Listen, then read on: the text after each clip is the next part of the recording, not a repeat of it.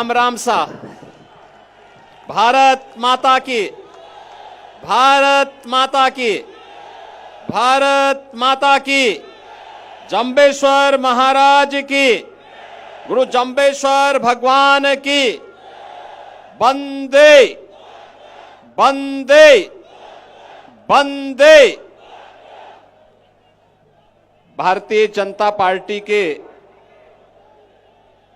कर्मठ जिलाध्यक्ष श्री जालम सिंह भाटी जी,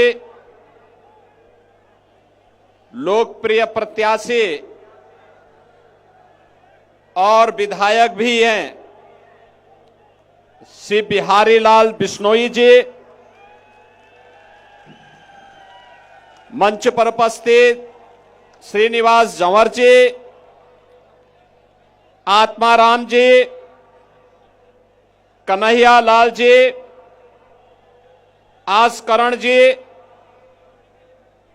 मेघ सिंह जी, अनूप सिंह जी, राजाराम जी, रामदयाल मेघवाल जी, भारी संख्या में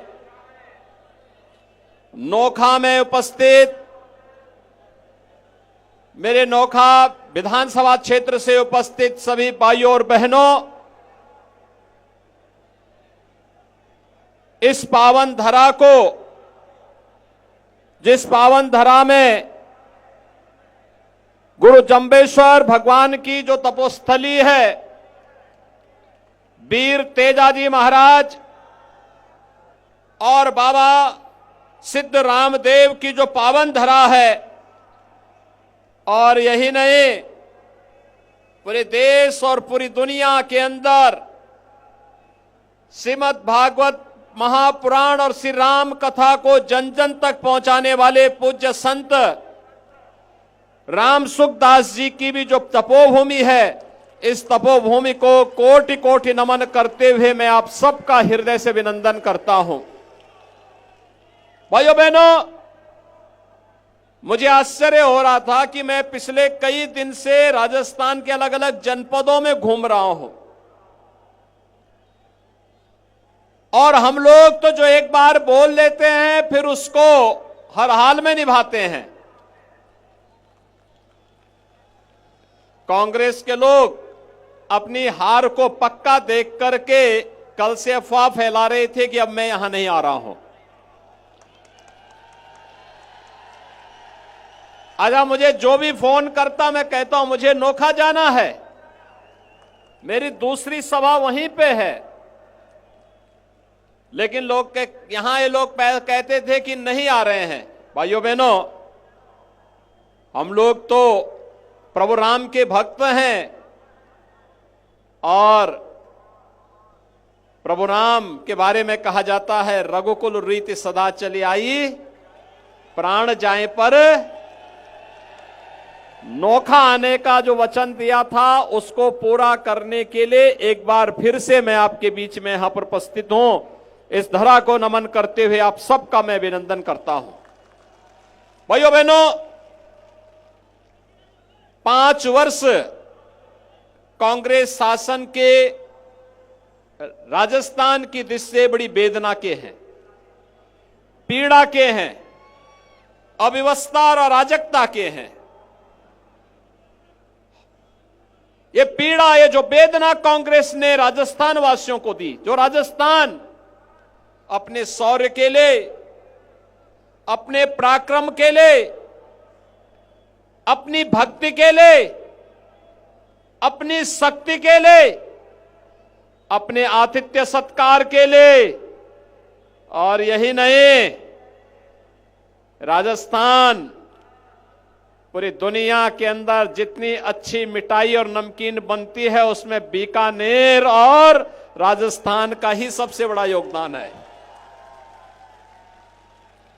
उस राजस्थान को वेदना दी है कांग्रेस ने। भाइयों बहनों, जिस राजस्थान की परंपरा पर, गौरव पर, विरासत पर हम गौरव की अनुभूति करते हैं, राणा सांगा और महाराणा प्रताप की परंपरा पर कौन भारतीय है जो गौरव की अनुभूति न करता हो। महारानी पद्मिनी के जौहर पर कौन भारतीय है जो नतमस्तक न होता हो? मीराबाई के बारे में किसके मन में श्रद्धा का भाव पैदा न होता हो? और भाइयों बहनों, एक लंबी परंपरा सिद्धों की, योगियों की, गुरुओं की, संतों की इस राजस्थान ने देश को दी है। भाइयों बहनों, ये वही राजस्थान आज कांग्रेस सरकार के व्यवस्था अराजकता का शिकार बना है। राजस्थान में दंगे हो, राजस्थान भ्रष्टाचार के मामले में आज देश के अंदर नंबर 1 पर, महिला संबंधी अपराध में नंबर 1 पर, साइबर अपराध में नंबर 1 पर, महंगाई में नंबर 1 पर, डीजल और पेट्रोल पर वैट वसूलने वालों में सबसे ज्यादा ये राज्य यहां के नागरिकों से वैट वसूली कर रहा है। और युवाओं के जीवन के साथ खिलवाड़ करते हुए भी राजस्थान में सर्वाधिक पेपर लीक की घटनाएं राजस्थान के अंदर हो रही है। भाइयों बहनों, याद करिए, अगर राजस्थान में बीजेपी की डबल इंजन की सरकार होती, ऐसा कभी नहीं होता, कभी नहीं होता। ये जो माफिया है, भाइयों बहनों, ये जो माफिया है, इन्हीं माफियाओं के लिए हम लोगों ने यूपी में बुलडोजर का अनुसंधान किया है। ये इन्हीं माफियाओं के लिए, कोई खनन माफिया, कोई भू माफिया, कोई पशु माफिया, कोई नकल माफिया, कोई पेपर लीक का माफिया और कोई यहां पे संगठित अपराध में संलिप्त माफिया, ये सब सत्ता का संरक्षण प्राप्त कर लिए। कांग्रेस आज जब भारत दुनिया के अंदर अपना एक सम्मान बढ़ा रहा है, भारत की ताकत का एहसास प्रधानमंत्री मोदी जी के नेतृत्व में पूरी दुनिया कर रही है। कांग्रेस के समय में देश की स्थिति क्या थी? दुनिया के अंदर भारत कहीं जाता था, सम्मान नहीं होता था, भारत को गलत निगाहों से लोग देख रहे थे। लेकिन प्रधानमंत्री मोदी जी ने देश का सम्मान बढ़ाया, देश की सीमाओं की सुरक्षा की। हमारे बीकापुर के नौजवान, बीकानेर के नौजवान, और यही नहीं, राजस्थान का नौजवान देश की सीमाओं की सुरक्षा करते करते अगर आवश्यकता पड़ी है तो मातृभूमि के लिए अपना बलिदान देने में कभी पीछे नहीं रहा है। लेकिन कांग्रेस के समय में लापरवाही का हद क्या थी? आतंकवादी घुसपैठ करता था, घुसपैठे भारत की धरती पर घुस जाते थे, सरकार देखती रहती थी, कुछ नहीं करती थी। और आज ये नया भारत है, छेड़ते नहीं है, लेकिन कोई छेड़ेगा तो उसको छोड़ते भी नहीं है। आतंकवाद ही नहीं, आतंकवाद के आकाओं को भी ठिकाना लगाने का काम नया भारत करता है। भाइयों बहनों, ये देश का स्वाभिमान का प्रश्न खड़ा होता है तो भारत उसके खिलाफ लड़ता है। और इसीलिए आज आए हैं हम आपसे अब आह्वान करने के लिए। एक तरफ भारत की बढ़ती हुई ताकत पूरी दुनिया के अंदर हम महसूस कर सकते हैं, दूसरी ओर कांग्रेस के द्वारा दी गई समस्याओं का समाधान। कांग्रेस ने आतंकवाद की समस्या दी, मोदी जी ने धारा 370 को समाप्त करके आतंकवाद की समस्या का समाधान का रास्ता दिया है। कांग्रेस ने नक्सलवाद की समस्या दी, मोदी जी ने गरीब कल्याणकारी योजनाओं के माध्यम से उन गरीबों के प्रति अपनी सहानुभूति, उन गरीबों के प्रति अपनी पूरी सिंपैथी लगाते हुए उनके कल्याण की योजनाएं दी। कांग्रेस ने अलगाववाद दिया, मोदी जी ने कनेक्टिविटी दी। आज विकास हो रहा है, वर्ल्ड क्लास कनेक्टिविटी, हाईवे बन रहे हैं, रेलवे बिछ रही है, वंदे भारत ट्रेन, अच्छी ट्रेन, वर्ल्ड क्लास ट्रेन चल रही है, एयरपोर्ट बन रहे हैं, एम्स, आईएम, आईआईटी, हर घर नल की योजना।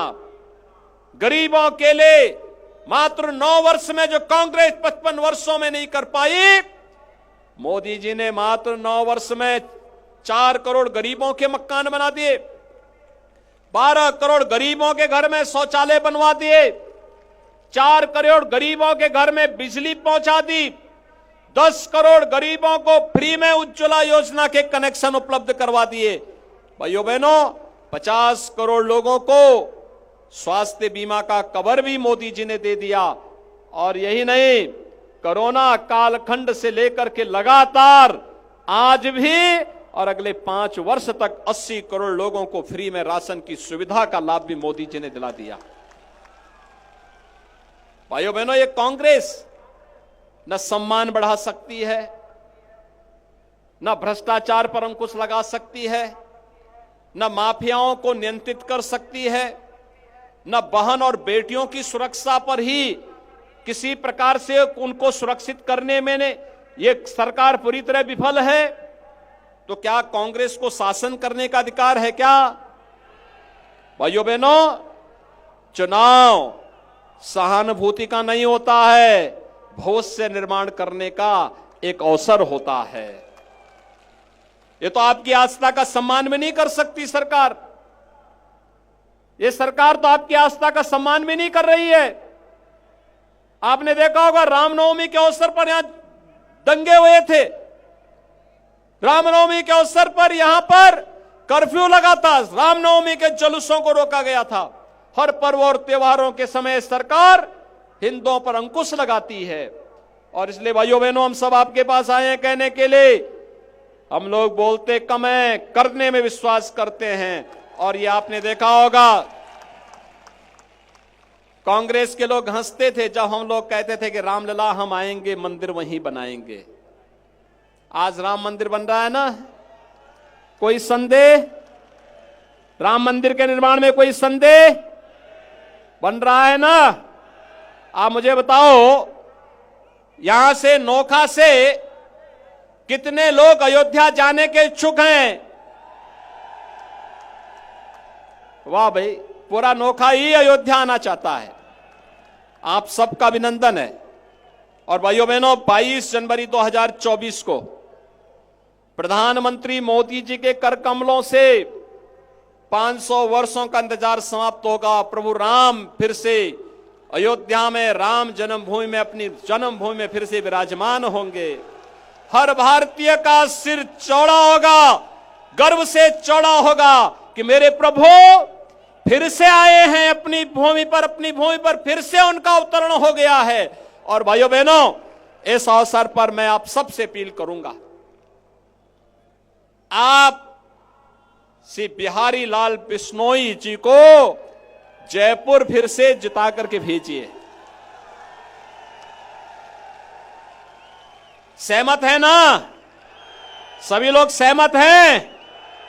और भाइयों बहनों, मैं देखिए, आपके जो सांसद हैं, केंद्रीय मंत्री हैं श्री अर्जुन राम मेघवाल जी से भी और बिहारी लाल बिश्नोई जी से भी कहूंगा कि जनता जनार्दन का आशीर्वाद इन लोगों को मिले और प्रभु राम का आशीर्वाद आपको मिले। इसलिए नोखा के लोगों को लेकर के अयोध्या में लोग पधारे। 22 जनवरी के बाद तय है ना? सभी लोग सहमत हैं? सभी लोग सहमत हैं? मैं आश्वस्त होकर के जाऊंगा कि बिहारी लाल जी कमल चुनाव चिन्ह पर चुनाव जीत करके जा करके और जयपुर में शपथ लेंगे। सभी लोग सहमत हैं? सभी लोग? भाइयों, फिर आपने जो कहा उस वायदे को फिर हम लोग निभाएंगे। एक बार आप मेरे साथ बोलेंगे, जय श्री राम, जय जय श्री राम।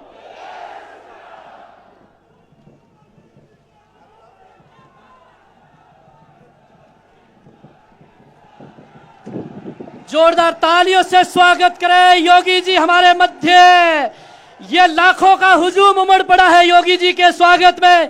जोरदार तालियों से स्वागत, आपका अभिवादन स्वीकार करते हुए योगी जी, जो बुलडोजर बाबा जी के नाम से विख्यात योगी जी पधारे, अमूल्य समय निकालकर हमारे बीच में पधारे। आपका बहुत बहुत साधुवाद, बहुत बहुत साधुवाद।